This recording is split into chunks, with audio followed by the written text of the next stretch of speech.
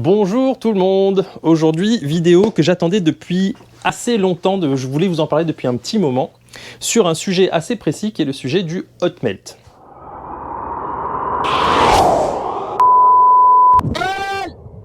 Et alors aujourd'hui, on est avec un invité de marque, monsieur Mathieu, qui est un ancien club maker, club fitter à la retraite, qui ne fait plus cette activité, mais on s'est rencontrés comme ça via du fitting de shaft Accra notamment, via Meticulous Golf, et qui donc est passé à autre chose, qui a évolué maintenant, et qui a un appareil à hot melt. Alors le hot melt, moi je m'y suis intéressé il y a 1 an ou 2, et Mathieu est le seul à avoir répondu à la question est-ce que vous faites du hot melt, le seul à avoir répondu non, pas encore. Il y a une grande partie des personnes qui m'ont dit non, des personnes certaines qui m'ont dit je sais pas ce que c'est, et Mathieu m'a rappelé il y a quelques temps en me disant ça y est, j'ai l'appareil, j'ai lâché tout ce que j'avais là même, et je suis venu voir le professionnel et celui qui va nous faire un peu de hot melt aujourd'hui. Déjà, est-ce que vous voyez que l'atelier est quand même vachement mieux rangé que le mien? On va voir le... Et pourtant, c'est pas très rare. Ouais, bah, je t'assure que le mien, ça ressemble pas à ça. Oh, il y a des férules custom, les amis. Qu'est-ce que c'est que ça? Ah mais oui, non mais attends, j'avais pas vu la boîte. Ok, donc ça c'est fantastique. Ce que je vous propose en quelques mots, tu te présentes si tu veux, dire un coucou, si tu veux pas, tu le fais pas, tu juste un coucou, c'est comme tu veux.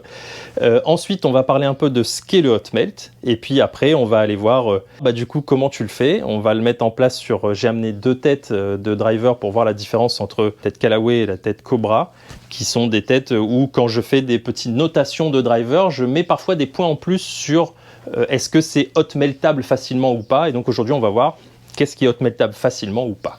Mathieu Beauté, club maker au départ pour la société Meticulous Golf, qui est la société que j'ai créée en me lançant dans le monde du golf. Cette société, j'ai fait pas mal de fitting, notamment sur Accra, comme tu le disais tout à l'heure, et c'est comme ça qu'on s'est rencontrés. Je suis devenu fan d'ailleurs, j'en ai partout maintenant, c'est trop bien cette marque. Uniquement sur du matériel premium en fait, parce que je voulais apporter à mes clients justement la qualité de fabrication qu'on proposait uniquement sur le tour. Donc c'est pour ça que je suivais de très près tout ce qui était fait dans les camions du tour, de manière à pouvoir le proposer au commun des golfeurs. C'était pas parce que tu avais un partenariat ou quoi que ce soit, c'est vraiment que tu avais trouvé. Non, parce que je l'ai sélectionné en fait. C'est ça. Ça fait partie des 4 meilleurs fabricants de shaft au monde en termes de fabrication premium, c'est-à-dire premium en termes d'un cahier des charges hyper précis quant à la fabrication des shafts. C'est des précisions au gramme près sur toute la fabrication du shaft, alors que tu as des marques, même les plus connues comme Dynamic Gold, tu as une précision à plus ou moins 3,5 grammes par shaft. Ouais, ça te fait 7 grammes d'écart potentiel sur un même shaft qui normalement est vendu sur les mêmes spécificités et les mêmes poids. Ça fait quasi un point de swing weight. Donc ça a une influence énorme, et en plus, comme souvent les grandes marques les montent par rapport au poids théorique et pas forcément par rapport au poids vérifié, on peut se retrouver avec des séries où tu as des clubs qui sont normalement équilibrés de la même manière, mais avec des écarts absolument hallucinants. Donc là, je reviens à Accra. Accra, justement, propose des shafts qui sont précis au gramme près et qui ont un comportement identique en termes de spécificité. Point de flexion, le comportement, le réglage de flexibilité à tel endroit sur le shaft, tout est ultra précis. Ce qui fait que, et j'ai passé près d'1 an à vérifier systématiquement mes shafts pour voir si c'était vrai, et au bout d'1 an j'ai arrêté parce que c'était toujours vrai, parce que c'est donc j'ai fini par voilà. Et c'est pour ça que je vendais que ça, et que je le transposer en mots, mais après que j'essayais de le faire ressentir. Ah oui, ça a été clair. Hein. Moi, quand tu m'as fait essayer les trucs, tu m'as fait essayer plusieurs choses. Donc le Highwood, tu m'avais fait essayer le TZ5, le TZ6. Le TZ5, on a vraiment une balle qui va sortir vachement plus basse, et le TZ6 qui est top. Mais là, c'est un peu plus. C'est un autre budget aussi. Oui, c'est un autre budget. c'est pas la même chose. Après, tu m'as fait essayer d'autres trucs aussi, parce que depuis maintenant, tu revends du Yururi. Oui. C'est devenu ma principale activité. J'ai arrêté justement le club making pour ne devenir plus que l'importateur en France et en Europe continentale de cette marque japonaise de très bons clubs forgés. Ouais, c'est sympa. Hein. Si vous avez jamais essayé le Yururi, c'est très très sympa. C'est le MH que tu m'avais fait essayer. Ouais, le voilà. Ça, si ça, les poulets. Ça, c'est le MH 1112. Et puis la sensation, elle est folle. À la cavité. le fait que tu aies tout le poids en périphérie. Donc ça permet de renvoyer la balle, même si tu l'excentres un petit peu par ici, tu as le poids de la périphérie ici qui te permet de garder cette distance. Et là, ça te permet d'avoir un peu plus de solidité juste à l'arrière de la balle. D'accord. Pour lui donner un peu plus de... En tout cas, même sans savoir tout ça, quand je les ai essayés, c'était une folie furieuse en termes de sensations. Bon, évidemment, c'était monté sur du shaft AK, voilà, c'est très très bien. Donc ouais, super, du Rory, top. Et puis tu m'avais fait essayer des wedges aussi, qui étaient dingues. Donc du très très très beau matos, très très beau matos. Aujourd'hui, c'est pas pour ça, hein, ça sera une autre vidéo un jour, hein, dès que je peux, je passe là-dessus. Aujourd'hui, l'idée, c'est de parler hot melt. Alors le hot melt, de ce que j'ai cru comprendre, tu me dis si je dis vrai ou pas, ça ressemble un peu au pistolet à colle qu'on met pour coller les cartons. Sauf que c'est pas la même colle, mais c'est le même concept. C'est une colle qu'on chauffe et qui vient se solidifier une fois que ça a séché. C'est exactement ça. Sauf que, à la différence de la colle qu'on met pour les cartons, où quand ça sèche, ça devient très lisse, très sec et que ça colle au final pas très très fort, celle-là, c'est quand même une colle qui reste un peu molle, un peu spongieux. Et ça reste toujours poisseuse en fait. Ouais, c'est ça. Un peu comme pas humide, mais c'est un peu de la sensation. Toujours. Alors le hot meltage, c'est la petite colle, le résidu de colle qu'on voit au fond ici et ici. Et comme vous voyez, c'est encore poisseux. Là, le hot meltage, il a été fait il y a 25 ans et la colle, elle est toujours poisseuse, de manière à ce qu'elle ne sèche pas et qu'elle parte pas en petits débris, qui là donnerait encore plus de bruit à l'intérieur des têtes. Et le hot melt, moi je suis arrivé là-dessus pour les effets, entre guillemets, les conséquences du hot melt, qui était que moi j'ai une sensibilité trop énervante, entre guillemets, c'est que dès que je tape un driver, ça me file des acouphènes, ça fait trop de bruit. Et une des conséquences du hot melt fait que ça change le pitch du son, ça l'assourdit un peu, et ça retient un peu les vibrations.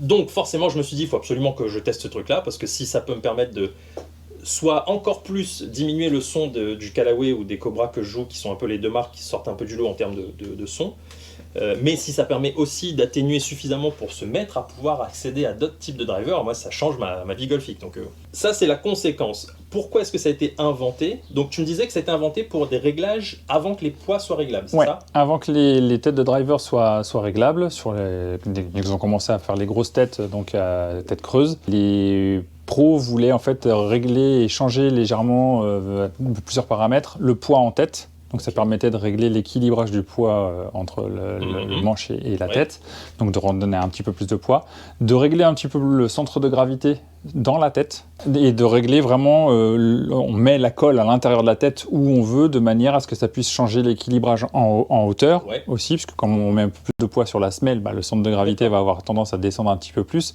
Donc à l'époque où ça a été inventé, ils avaient tous des têtes en 7,5, 8,5 pour donner, même moins, et on a même eu du moins, du low spin à fond pour qu'elle roule énormément, mais donner un petit peu plus de tolérance dynamique avec un centre de gravité un tout petit peu plus bas. D'accord, marrant. Voilà. C'était le montage entre les deux était très intéressant dans le rendement que ça pouvait avoir. Après, pareil, pour changer un peu les équilibrages entre la pointe et le talon, pour avoir un mouvement de la face du club soit plus prononcé sur la pointe, de manière à ce que ça génère plus de draw, soit à l'inverse, un petit peu plus léger, donc que le talon revienne un petit peu plus, de manière à générer un petit peu plus de fade. Pour les amateurs comme nous, enfin comme moi, parce que tu joues un peu mieux que moi, l'autre avantage, qui était aussi une conséquence, quand on a un driver un peu vieux qui commence à faire du clean, ça arrive qu'il y a des fois, il y a des choses qui cassent à l'intérieur, ou un bout de colle qui se décolle aussi à l'intérieur, selon comment c'est fait. La colle va agréger ces petits bouts-là et donc empêcher ces mouvements, ces bruits parasites. Donc ça, c'était une autre conséquence de ça. Et donc les gens ont commencé parfois à le faire pour la conséquence, en se disant, moi j'ai pas besoin de rééquilibrer mon driver, mais il y a un truc dedans qui fait du bruit, donc pouf, je mets un petit coup de colle, ça l'enlève et je peux continuer de jouer mon driver. Et puis après, tu as des gens comme moi qui se disent, moi si je peux avoir le moins de bruit possible dans mon driver, je prends. C'était un des deuxièmes aspects les plus importants aussi pour les pros, c'était d'avoir un peu moins de vibration. Donc, vibration, d'accord, ok. Ça a les mêmes effets que les plaques d'absorption de vibration. Sur Cleveland, le système VAS, parce que c'était des concepts qui ont été conçus pour les skis, pour empêcher les vibrations sur les skis. Le fait de hot melter une tête de driver rendait la même chose, ça donnait un peu moins de vibrations, donc un peu moins de vibrations parasites et toujours un petit peu plus de récupération de vibrations, donc de retour sur la tête. Super. Et donc du coup, pour faire du hot melt, Oui. il faut un pistolet hot melt. C'est ça. Et donc le pistolet hot melt, il faut qu'il passe par quelque part. Et c'est pour ça que quand je fais mes petites vidéos où je teste les drivers et je teste les têtes de drivers, je mets un demi-point sur le fait que la tête est hot meltable ou pas. C'est ce qu'on appelle un trou hot melt, il ne sert qu'à ça. Il n'y a rien d'autre, il n'y a aucune autre utilité à ça. Un pistolet à colle, voilà, avec un embout du coup dans laquelle la colle fondue va venir. Et donc on fait passer ça dans le trou. Et ensuite on remet un bout de truc carbone.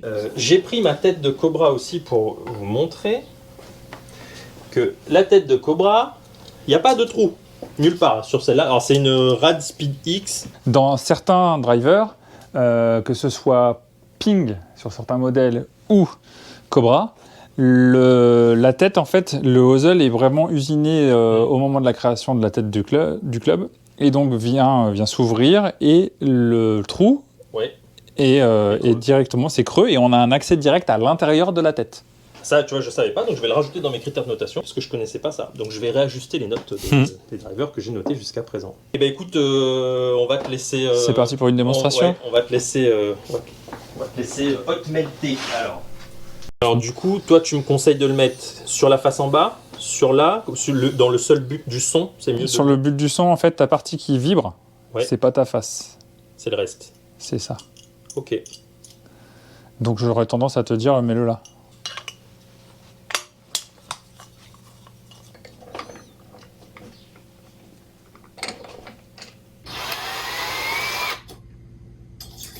Oh, ça va, c'est pas méchant.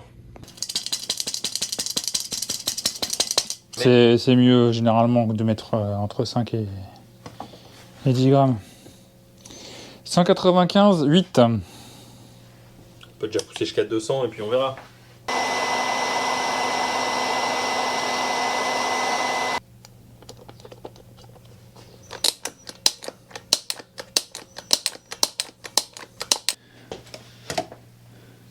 Ah ben voilà. 201. Ton avis, ça suffit ou Bah, ça permettra déjà de sentir la diff? sentir une diff. Tu les laisses à plat de manière à ce que ça, pendant que c'est très chaud encore, que ça se mette bien au fond. Soit on joue comme ça en se disant on a un swing weight un peu plus en tête. Un peu plus en tête, ce qui te donne un peu plus de présence de la tête, ce qui facilite en fait la traversée de balle. Ok. Comme tu as un peu plus d'inertie, ça va t'emmener plus facilement, ça va traverser un peu plus la balle. D'accord. Le réglage du swing weight, c'est un peu comme le poids d'ensemble du club. Ça va générer pas mal d'influence sur ton tempo. Ok. C'est-à-dire que plus tu vas avoir de poids, plus tu vas sentir la tête du club. Et donc là, il faut réussir à trouver ton poids d'équilibre, ce que j'appelle le poids d'équilibre. Et il est variable en fonction de chacun. C'est pour ça qu'en fait, tu as des joueurs qui jouent des shafts à 90 grammes, comme moi, parce que moi, mon poids d'ensemble dans les mains, j'ai besoin d'un certain poids pour être naturel. Si c'est trop léger, l'effet, c'est que tu vas partir trop vite et que tu vas sentir que ça va partir trop vite parce que c'est trop léger et tu vas vouloir reprendre le contrôle avec les mains avant d'arriver à l'impact. Donc tu perds de l'efficacité. D'accord. Et donc là, et du contrôle, parce que comme tu refermes, après tu arroses partout. À l'inverse, si tu as plus de poids dans le shaft, dans ton ensemble, tu vas avoir beaucoup plus de... Si tu es trop par rapport à ton poids d'équilibre, tu vas avoir besoin de beaucoup d'énergie pour redémarrer le début du downswing. Ah, donc peut-être passer par-dessus. Et donc passer par-dessus. Et donc là, tu as tendance à arracher. Et dans ces cas de figure-là, quand tu as tendance à arracher, tu as tendance à mettre tout ce que tu as dedans pour que ça puisse se comporter le moins mal possible. D'accord. Mais trouver le poids d'équilibre pour la personne. Et ça se voit assez facilement, hein, au moment où soit il va trop vite et il resserre, soit, ce que je te disais, il arrache au-dessus. Et le moment où on trouve le poids d'équilibre, il y a les épaules, les mains qui se détendent et son swing devient un tempo mais parfait. Donc là, une fois que tu as trouvé le poids d'équilibre, là tu finalises sur justement les flexibilités comme tu veux. Je ne suis pas un bon golfeur, mais je l'ai ressenti. Oui. C'est ça qui est fou, c'est que j'ai pas besoin d'être scratch pour me dire, en fait, c'est intéressant d'aller quand même chercher ce matériel-là, parce qu'il y a plein de trucs où des fois tu dis, ouais, mais j'ai pas le niveau, C'est ça, je suis ça pas sert à assez rien, bon pour. c'est- Non, c'est moi ce que j'arrêtais pas de répondre à mes clients, c'est que vous n'avez jamais eu l'occasion Ouais. de sentir la différence. C'est pas que vous ne saurez pas sentir la différence. Vous Mhm. allez la sentir tout de suite, mais vous n'avez jamais eu l'occasion de sentir la différence Mhm. et de voir l'incidence que ça pouvait avoir sur votre jeu.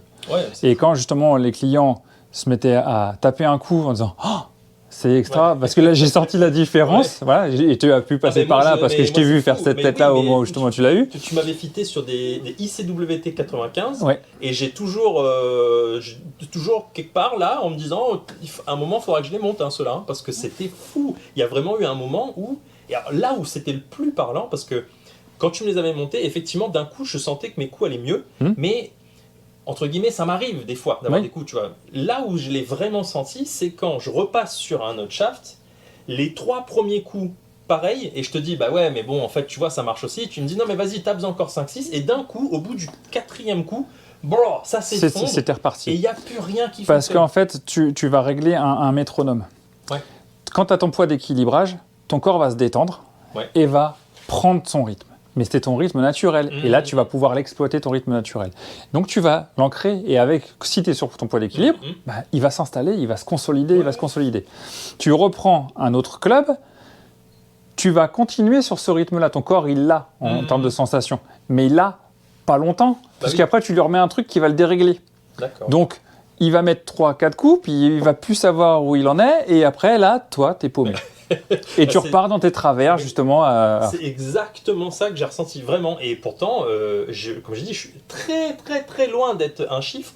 Et je l'ai quand même senti en me disant, c'est fou, c'est dingue. Pourquoi aussi ils se sont arrêtés après au niveau du tour? Il y a plusieurs raisons. La première, c'est que justement, tu peux régler dans un sens, tu peux en rajouter, mais tu peux pas en retirer, parce que sinon il faut avoir accès à l'intérieur de la tête, c'est très compliqué. Donc ils ont développé les poids extérieurs, et avec les poids extérieurs, maintenant qu'ils ont que ça a bien pris et que c'est vraiment un avantage, ils ont toute la gamme de poids disponible, et donc ils le montent comme ça, et après ils mettent le poids qu'il faut pour pouvoir le faire, et le régler avec soit le poids près de la tête pour pouvoir faire du low spin, soit à l'arrière pour pouvoir faire du high spin, et un peu plus de tolérance, d'un peu plus d'MOI. Ça demande quand même un peu du matériel spécifique parce que c'est du matériel qui se trouve pas, qui se trouve pas du tout en Europe. Bah ouais. Il y en a pas du tout en Europe. J'ai été obligé d'aller moi aux États-Unis pour pouvoir le trouver. C'est ça. Et bah maintenant, essayer en dynamique. Hein. Ouais. Si ça marche, et il faudra faire une pétition longue comme ça et quand on sera 50, peut-être que Mathieu voudra faire quelque chose. On va les tester d'abord pour voir parce que ça se trouve ça change rien, on sait pas. Mais je te refilme parce qu'il faut quand même que je te dise un grand merci. Grand merci Mathieu parce que comme on vient de le dire c'est quelque chose de très difficile, très compliqué à trouver, à mettre en place. Donc merci beaucoup, merci de nous avoir accueillis dans ton super atelier qui est clairement vachement mieux rangé que le mien. Il y a du matériel de fou, ça fait rêver toutes les personnes qui ont un petit intérêt pour le club making ici. Il y a quand même des choses qui sont très très cool. Puis il y a du Accra partout et comme j'aime beaucoup Accra forcément j'aime bien aussi. Merci beaucoup. De rien. Des bisous à tous et tout de suite dans la vidéo pour moi dans quelques jours où je vais les taper pour vous donner une sensation sonore. Des bisous. Au revoir. Bien, c'est avec un peu de déception que je vais finir ce chapitre Hot Melt. Je m'attendais à mieux, je m'attendais à moins fort, je m'attendais à plus sourd. Là, pour être franc, je sens pas de différence dingue. Vu que je pensais que c'était dû au carbone forgé qui va résonner un peu moins fort que le titane ou les autres types de matériaux qui sont utilisés sur autre chose que du Callaway. J'ai essayé aussi avec le Cobra qui avait été hot melté aussi. Et pareil, pas de différence folle, ni en timbre, ni en volume. Donc je dirais en conclusion que c'est moins bien que ce que j'attendais du hot melt. Peut-être qu'il ne faut donc pas le mettre sur le bas du club, peut-être qu'il faut le mettre sur la face. Si on le met sur le bas, ça sonne à peu près pareil. Internet me dit que c'est normal que le son n'est pas aussi muté que prévu parce qu'il aurait fallu mettre le hot melt sur le haut du driver. Merci Internet. Pour le prochain driver, j'y penserai. Ceci dit, maintenant qu'on a mis du hot melt et que mon driver est passé à un équilibrage absolument point en tête phénoménal, comme l'avait dit Mathieu, c'est compliqué de revenir en arrière. Donc je vais devoir raccourcir un peu mon shaft. Sur ce les amis, sur cette petite déception, des bisous à tous et à la prochaine.